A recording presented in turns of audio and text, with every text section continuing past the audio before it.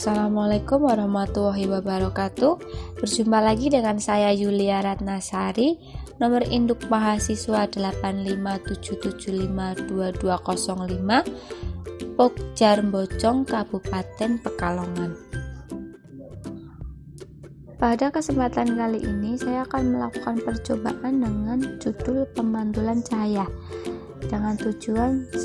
Menjelaskan sifat-sifat cahaya, yang kedua menjelaskan sifat-sifat bayangan yang dihasilkan oleh cermin, ketiga menjelaskan sifat-sifat bayangan yang dihasilkan oleh lensa, yang keempat menentukan fokus cermin cekung, yang terakhir menentukan fokus lensa cembung.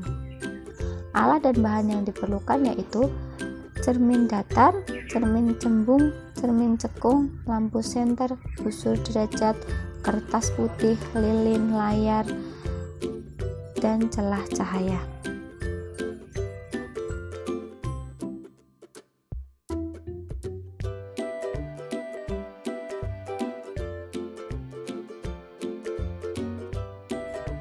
Prosedur percobaan yang pertama yaitu percobaan pemantulan cahaya pada cermin datar. Susunlah lampu senter dan celah cahaya di depan cermin datar seperti gambar di bawah ini atau seperti pada video yang ditampilkan. Nyalakan lampu senter dan mengamati dengan baik jalannya berkas cahaya pada saat sebelum dan sesudah mengenai cermin datar.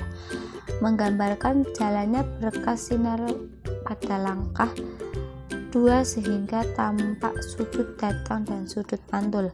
Mengukur besar sudut datang dan besar sudut pantul tersebut, meletakkan sebuah benda atau lilin di depan cermin datar dan mengamati bayangan selama benda itu digeserkan di depan cermin datar.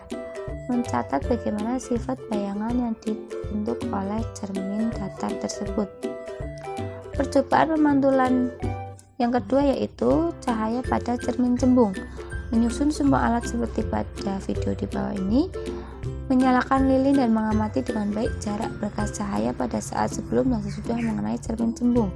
Menggambar jalannya berkas sinar pada langkah kedua sehingga nampak sudut datang dan sudut pantul serta bayangan yang terbentuk.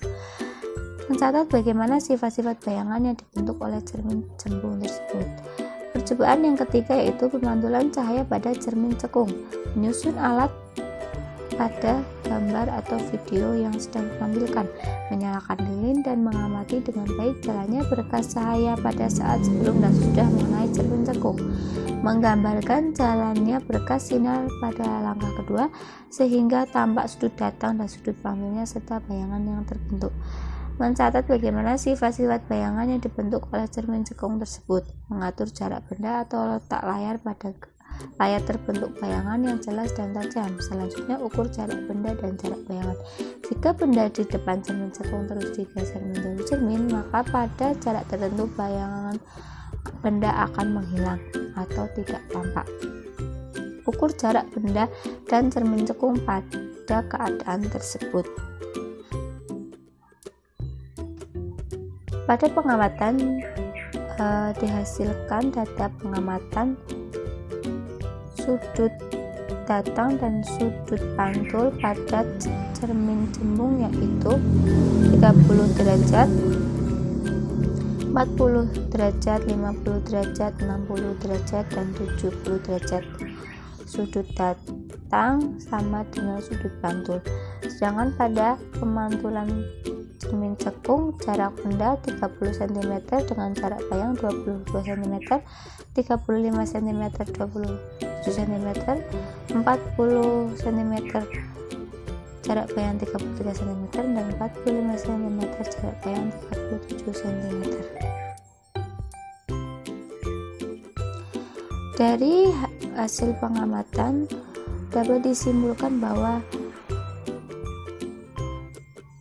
sifat bayangan yang dibentuk oleh cermin datar, cermin cekung, dan cermin cembung berbeda. Sifat bayangan yang dibentuk oleh cermin datar yaitu benda dan bayangan sama besar, bersifat maya dan sama tegak. Sifat bayangan yang dibentuk oleh cermin cembung yaitu bayangan lebih kecil dari bendanya. Sifat maya dan sama tegak. Sifat bayangan yang dibentuk oleh cermin cekung yaitu pada ruang 1 maya tegak diperbesar, pada ruang 2 nyata terbalik diperbesar, pada ruang 3 nyata terbalik diperkecil.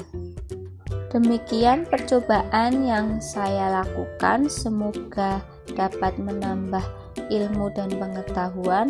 Kurang lebihnya saya mohon maaf. Wassalamualaikum warahmatullahi wabarakatuh.